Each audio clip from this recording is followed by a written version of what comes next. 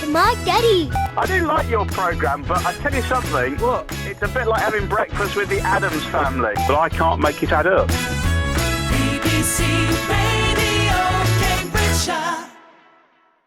We have the lorry lottery. We just wait for the crash. And over the last year and a half I've been here, it's not happened. But today's the day, Susie, isn't it? Today is the day. Today's the day when the lorry didn't make it round the corner and it just went crunch. Well, apparently the crunch was not so much him hitting the wall as the gearbox going. Right. Of all the places. So whatever you do, we've got the lorry driver. We're going to talk to him in a minute. Driver. Whatever you do, don't come down pre-skate this morning because it's an absolute nightmare. It's all blocked off. The lorry's in the way. Travel on Peterborough's 95.7 FM, BBC Radio Cambridgeshire. When breaking news happens in this city, we break it first. Literally, you're on it as well. The lorry driver sat in front of me. He's here. Morning, Will. Hello, morning. What are you playing at, mate? I know. Yeah, ridiculous. Yeah. I've never had this. The people that cause the traffic I'm talking to. That's amazing. Yeah, basically, what a morning. Yeah. What happened, Will? Yeah. What happened? Yeah, just the Renault truck, basically. A Renault. It's got Renault truck. It's just got sort of 8 gears and 8 gears. Trying to select reverse. Uh-oh. Bit difficult. Yeah. And, is it a bit like Formula 1 car when you can't get third? Yeah. Yes, it's just like that. Anyway, we'll talk more about breaking travel news in just a second. There's some more with Justin. Well, literally, it's been confirmed to me straight from the horse's mouth. The pre-skate currently westbound is blocked. It's this broken down lorry near the cross street, which you just heard about from the driver himself. The road has been blocked by a lorry with a broken gearbox. RNI News Worldwide now. We interrupt this programme to bring you news of a 25-year-old man who's been arrested in Bloemfontein and charged with impersonating Wayne Rooney. It's thought he tricked his way into the England camp and played in all of England's World Cup games. Police are still looking for the real Wayne Rooney, along with around 30 million England fans. You did say that it would only rise by 53,000. I make the rise 97,000, so that's it's inflation. 40 grand? Well, it's 600. The total bill is £723,000. 724,000 pounds. But you said 53,000 would be the rise, and that is absolutely correct. The rest of it is purely inflation.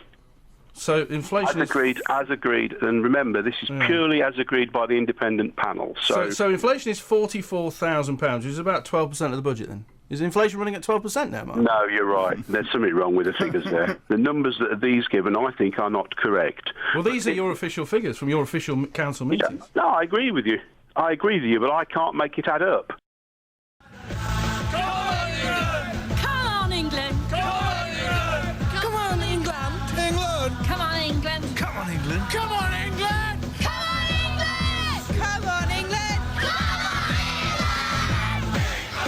So you get in touch by text 81333. Start your text with the word Pete. 315444 on the phone. Paul.Stainton at bbc.co.uk on email.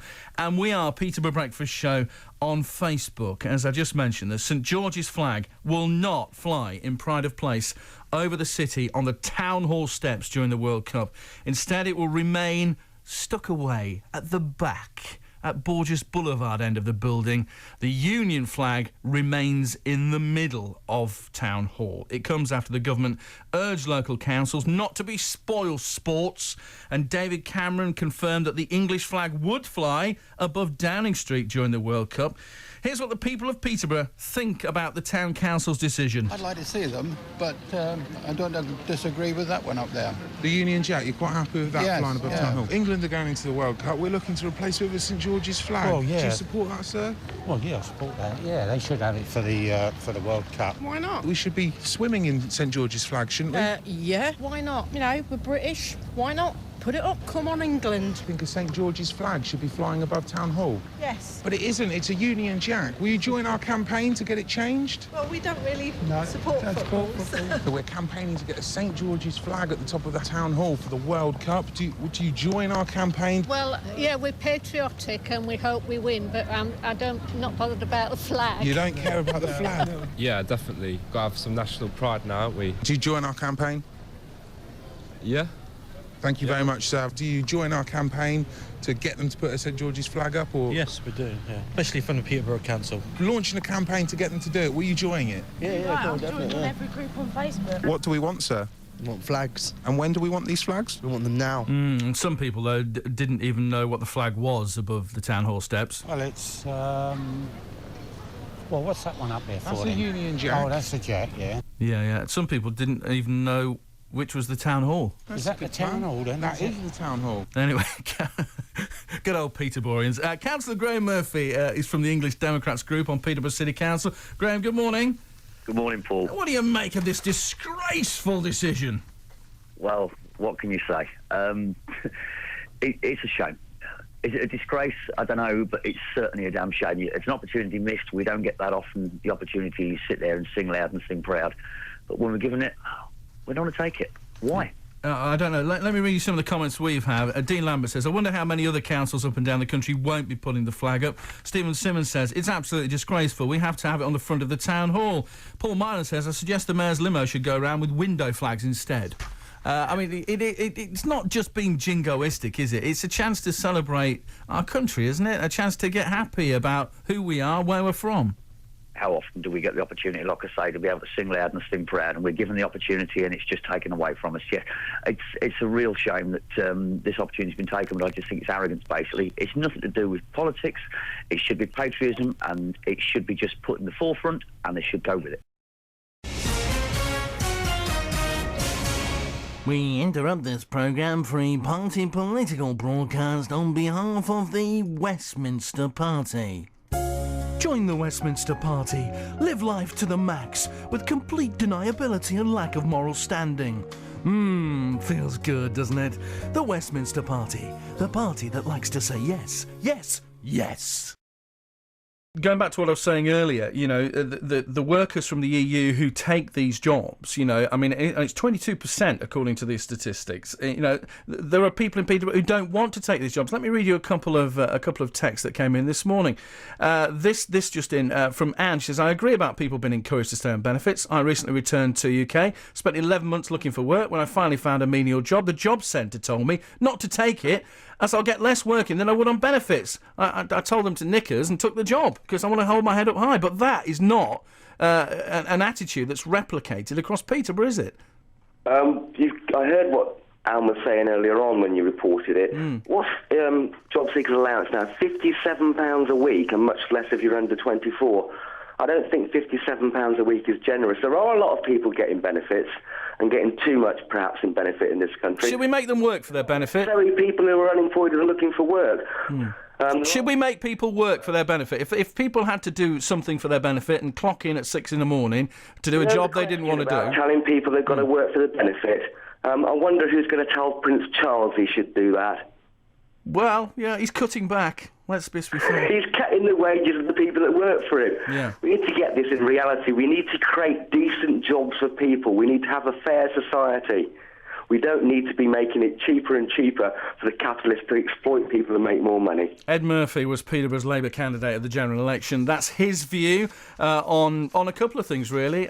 People who perhaps don't want jobs in Peterborough and are being taken on by Eastern Europeans or people from outside the UK. 22% of jobs in Peterborough are not taken out by people indigenous to this city, according to these statistics. 11,000 people in the city on some sort of benefit. Your view on that this morning? Peterborough weather from BBC Radio Cambridgeshire. Steve Weston, good morning. Yeah, would you like a little view on that? No. No, all right then. Go on then, what were you going to say? I was just going to, well, it's actually not my view, it's my brother's view. He runs a manufacturing business and he employs Lithuanians. He can't get local people to come and do the job. Yeah, and Pete in Woodston says, as a local employer, my staff don't want overtime because it affects their benefits. Benefit reform is needed now. Yeah. So employers are frustrated as well. Exactly. It's a thorny old issue though, isn't it? Yeah, and he makes farm equipment, farm trailers. He wants welders and painters, and he can't get them. So where would he be without the people from outside the UK? Well, he's moved half his business to Lithuania. Oh, sad indictment, eh? It is. Yeah, yes. Anyway, the weather's not sad. The weather's fantastic. The weather, that's cheerful. A little bit more cloudy today. There's the forecast for you from me, Steve Weston. Good stuff.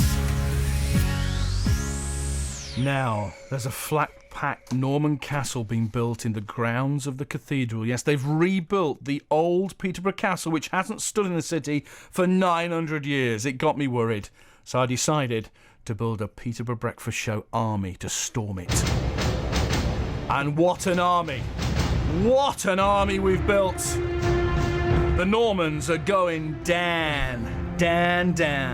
Nicky Fox is currently undercover with a screwdriver taking out the screws from the flat-pack castle. Thank you, Private Nicky. John Ethered Elson, the ever-ready, has his battery of charges on standby. Yes, we're attacking the castle with household implements. Sergeant Brian the Pig has his electric carving knife. Anna Elmore, Field Marshal Elmore, has some heavy books for the catapults. This just in from Steve Keep It Posh. He says, I think we should poison the water supply to the castle with snot, hair and skin, wee and everything we can drag out of the fountains. Nicely done, Steve. Nicely done. Master Carpenter, Andy Stainton Roberts, builder of my Lord Orm's castle, who did not pay up so your army can have my plans of its weak points. Oh, thank you. We've got plans for the castle. Oh, dearie me, so many people have contributed. Thank you for everybody who's on board as we attempt to storm this Norman castle later on this morning. Stuart Orme is the architect of this castle, I believe. Is that right? I'm not actually the architect. Mr. Andrew Stainton Roberts, who's just been mentioned there, who I'll just name check, who I hope he's feeling better soon because he's just been in for an operation, bless him. He's the man who's actually designed this. So, yeah, he's got a lot to answer for with this one. He's a spy. He is, I infiltrated him. Did you not get it? Stainton in his name? Did you not? I was going to say, family links, obviously, there. Yes, General Lee, we've got use of his cannon for later. Well, it works. Look at that. We've got bows and arrows. We've got Anne's old bra. She's lost 4.5 stone, so we're going to be flinging hot tennis balls at you. I was going to say, this is a fairly terrifying arsenal, but yes. I think the might of the castle will withstand this. So, besides which, it's only there for one weekend only. So, less than that, I think, sir. Sandra Watt is currently incognito, undercover, digging under the castle as we speak with a cutlery fork.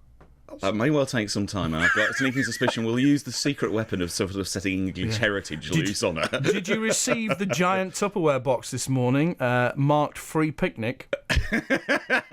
No, not that one yet. There's a brigade of listeners in there. Yeah. Watch out when it's opened, when you're getting a little bit peckish later on. Hey, you're in big trouble. But why is the castle being built anyway? Why are you bringing the Normans back to Peterborough? It's not just the Normans. We're bringing all sorts of people back to Peterborough because, of course, this weekend is the Peterborough Heritage Festival. It's weekend 2 of the Peterborough Festival, and this weekend it's all about the wonderful and amazing history of our city. How much are you going to put all of our tax up? Quite a lot, aren't you? There's an intention to raise tax for people earning over £100,000 a year. For people on lower incomes, we will reduce tax. National insurance is going to go sky high, though, isn't it? That's a tax, isn't it? Yes. Yeah. Where's that going to go to? Sorry, I'm not really happy talking about the national insurance policy at the moment because I can I just have a look in here? I've actually have a look at your information. Yeah, this is our manifesto. I mean, I know about it.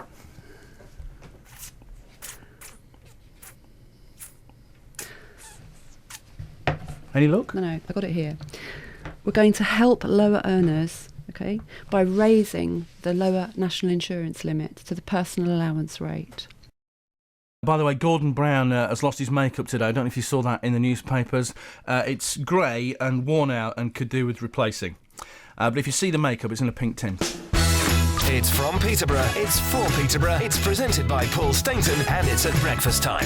That's why we call it Paul Stainton's Peterborough Breakfast Show. Genius. BBC Radio Cambridgeshire. Say you win the election, May the 7th, the emergency budget's in June, we've got to pay all this money back. Let's be honest with the people. We know we're going to get clobbered, Charlesh. How much are we going to get clobbered? Are we going to income tax at 30%, 28%? We have no plans to raise income tax or VAT. How are you going to raise the cash to pay the deficit back then? Weren't you listening to the debate yesterday? I was. I didn't hear an answer. Public sector the freeze on public sector. It's not going to do it. For a year. Didn't you? Aren't you aware of the fact that we are? If the Conservatives get into power, we will lead from the top because ministers will have a 5% pay cut. It's not going to pay for everything. Hang on.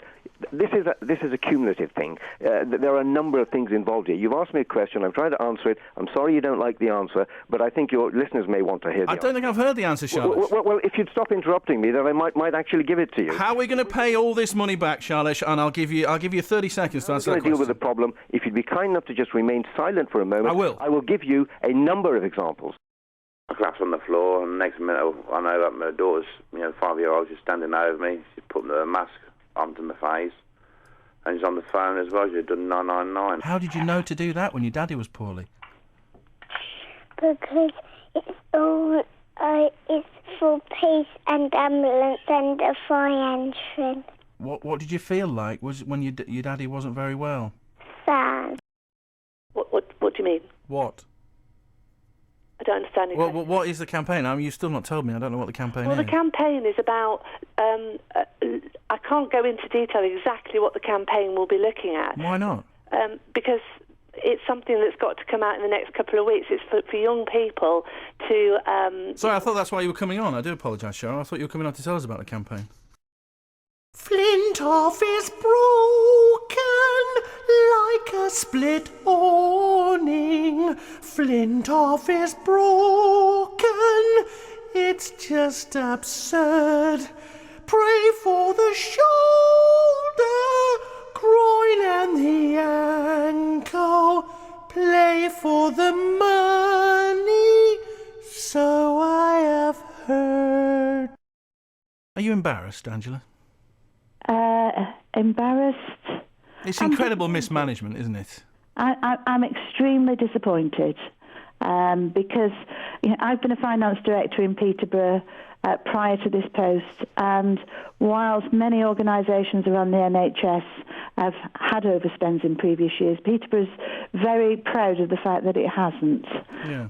So I am extremely disappointed. It's incredible ineptitude from the people running the organisation, though, isn't it? I mean, will you be walking away, Angela, with a nice big payoff out of this? No, I won't. Right, what about the finance director?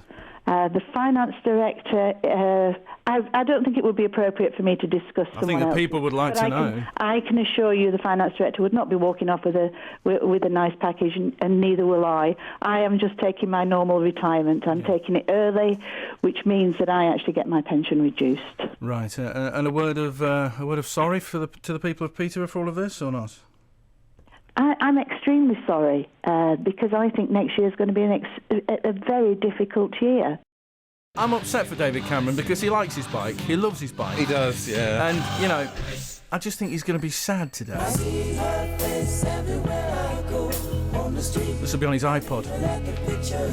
If it's not been stolen.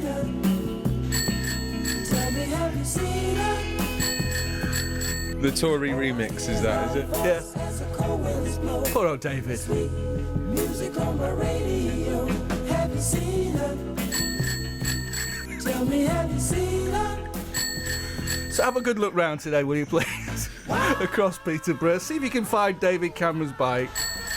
07786 200 957. Any sightings in Peterborough of a bike on its own, looking forlorn, looking David Cameron-less? The BNP, Dave Strickson, standing for them in Peterborough, says there's nothing wrong with people's desire to have freedom of movement around the world. There has to be a limit on the intake that towns and cities like Peterborough are expected to withstand. There needs to be a population limit that the local infrastructure can reasonably cope with. I'd support a scheme that would require anybody who's moved here within the last 15 years to complete an application form for residency in the UK. If people were deemed suitable, they would then have to sign a contract for UK residency. Francis Fox for UKIP says the three old parties plus the Green Party have agreed to open borders. This makes it necessary to build on fertile land and allotments in order to accommodate new arrivals. 90% of housing is to accommodate new arrivals. While this is happening, British citizens are suffering job losses and losing their homes. You're going to be worried, you guys, aren't you, in Peterborough? The BNP standing, Ed Murphy. They're going to take some votes, aren't they? It breaks my heart that the BNP are standing. I've fought for years against the fascists. Doesn't it show that there are real issues in Peterborough that people are very, very worried about? It does. Last year in the European elections, where UKIP did extremely well, they got thousands of votes from the Tories. Last European elections, we were worried the BNP were going to do well in this area. Their vote was flat. We went in quite hard on them. We exposed them as fascist and racist. But when I was knocking on the door a week or so, I just realised that a lot of people living in Peterborough, they weren't racist. They were talking about supporting the extreme parties. They were just angry and upset, and we've listened to them, and they know that we'll continue to listen to them and try and address the issues. Stuart Jackson, Conservative. There are parts of Peterborough where people will not see the BNP as fascist and racist, and we have to say they're a perfectly legitimate political party, and that's just Ed Murphy's view. But there are people in Peterborough that see them as the only way to go. Well, the fact that the BNP is standing and will get some votes is unfortunately a function of the fact that people feel that they're marginalised, they're angry and resentful, because they are stigmatised as racists and fascists. On yesterday's show, of course, you'd had a bit of a dream, hadn't you? Yeah, can I point out, it was just a dream. Yeah. Jason and I were hugging in the dream. Jason Grimshaw from Coronation Street. Yes, and we were about to embark on an affair. I know you've been up to something. I caught up with Jason yesterday, and I asked him whether Matt Jamison was a problem for him, and whether Matt could come in between you and Jason Grimshaw. This is what he had to say. We should put him out of his misery. I can't live like this. And I said to him, you know, Matt Jamison's a big fella. A big fella. He could take you down. What do you think of that, Jason? I think I'm scared of that little runt. I asked him what he thought of you. You know, I showed him a little picture. Yeah. Your publicity shot. Yeah. This is what he said. Very nice. He is worried, though, slightly about carrying on behind Matt's back. Okay, yeah, fair enough. I mean, you know, he doesn't want to get caught in flagranti. I keep thinking he's going to pop up from behind the wall with his catapult. But at the end of the day, I think, you know, his feelings, your feelings for him are reciprocated. Oh, good. I think. I do hope so. I think it could be love. It could be. Jason's very taken by you. Well, she's nice, yeah? People of Peterborough, put on your pants. This is a Paul Stainton Peterborough breakfast show. You've been kicking me regularly just recently, so it's about time we got the odd pat. BBC